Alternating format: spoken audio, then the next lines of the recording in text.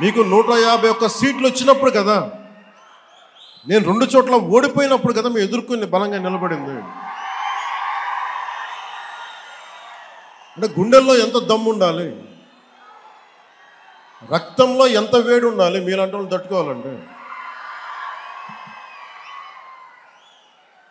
నాకు తెలిసిన సినిమాల నుంచి వచ్చినవాడిని, సినిమాలో డైలాగులు చెప్పను నేను.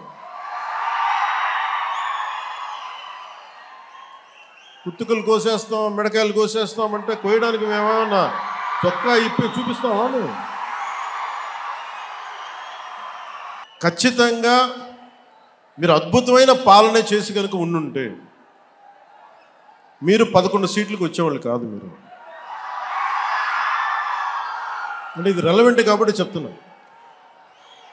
ఇది కక్ష తీర్చుకునే ప్రభుత్వం కాదు. ఇది తప్పులు చేస్తే శిక్షించే ప్రభుత్వం ఇది. అంటే ఇది ఎందుకు చెప్తున్నానంటే మీకు, అంటే మీరు అరుపులు అరుచుకుంటూ వెళ్ళిపోతున్నారు, వాళ్ళు ఏమో బెదిరిస్తామన్నారు, కోస్తామంటున్నారు. మళ్ళీ మీ ఎర్ర జెండా శక్తి తెలియదు వాళ్ళకి.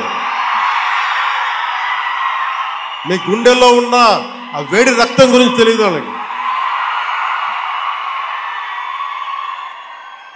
అంటే కడుపు కాలి ఉన్నవాడికి కష్టపడి పనిచేద్దాం అనుకున్నా మళ్ళీ తిరిగి కోపం తెప్పించుకోండి. పని చేసుకుని తల ఉంచుకొని పని చేసుకుంటూ వెళ్ళిపోతున్నాం.